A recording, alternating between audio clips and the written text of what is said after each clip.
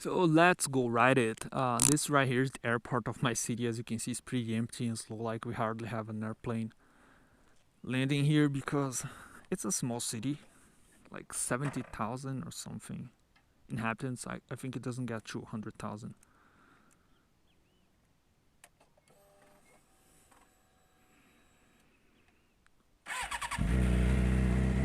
So let's go.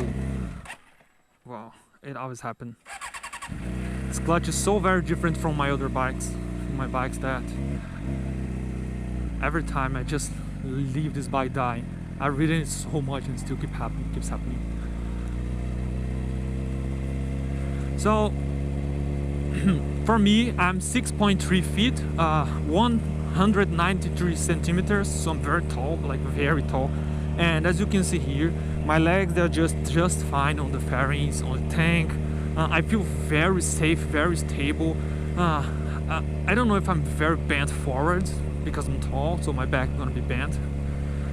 But on my arms, it feels very, very nice. I don't have to do an effort to, you know, keep holding up. Whoops, I hope it doesn't come after me. That one looks big and strong. I really don't like much coming to this place because there's quite a few dogs here that will hunt you down like crazy. So like this bike has quick shifter. It's not original quick shifter, and this bike has a little bit of blank spot on the dash. It didn't have, but the guy just washed it some time ago and water came into the dash, so like kinda an expensive fix considering that you have to remove the dash, take the bike away. I don't think that anybody in this city can fix that, so you'd have to send it somewhere, and that just makes things a little bit more difficult. So Brazil is everything but handy. Like everything here is so difficult. You never find anyone who can do anything.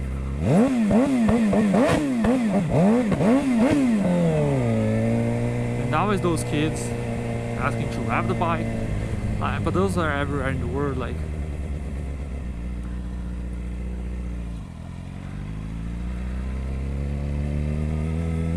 so like I said, I don't see any problem at all. I don't know if a shorter rider would have some kind of difficulty like for this city ride on this bike, but for me, like, it's completely fine.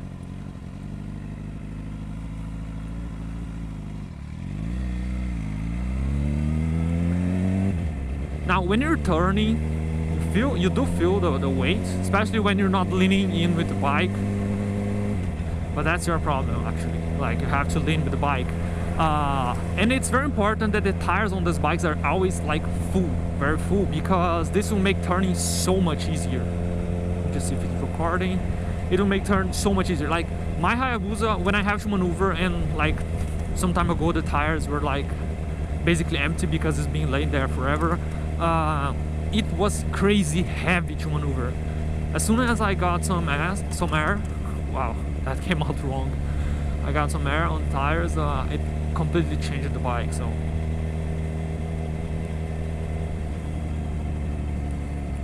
a lot of people, like, they are kind of afraid of those bikes because they make so much power, and like I said before, it's not the problem is not the power that the bike makes. The problem is usually who's riding it.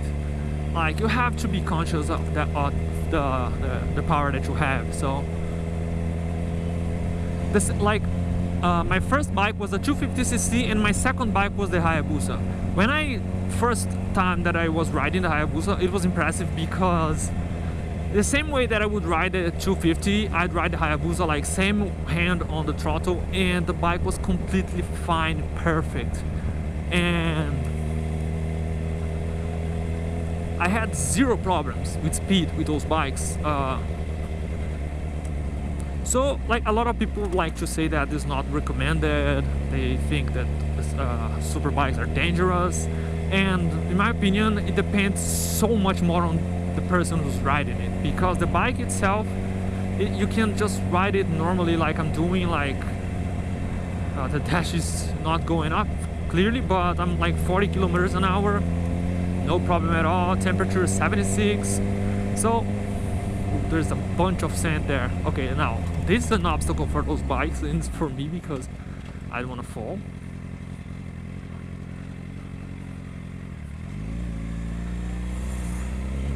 Maybe I'm over careful, but I've been riding like 750cc bikes. This specifically Suzuki 750cc bikes for a long time, and I've ridden different models.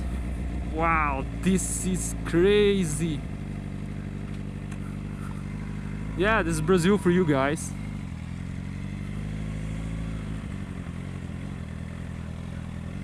So let's remember, like, for me also, I'm not a big fan of electronics on the bikes. I'm not gonna be like, oh, I'm so good that I don't need anything, because I'm glad to use electronics. But the problem is not the electronics itself, the problem is how much it increases the price of the bike. So yeah, I don't think it is very nice for that reason. Like, on countries where you have a decent salary and stuff, okay, it's fine, but here everything doubles, triples the price. So like this bike here, it was, I don't know how many dollars it was, but it was like $8,000 or something. The minimum wage here is $200. From 200 to 8,000, that's a big difference, and this is the problem for countries like Brazil and third world countries. So I'm gonna cut the video and then I'm gonna just go a little bit faster.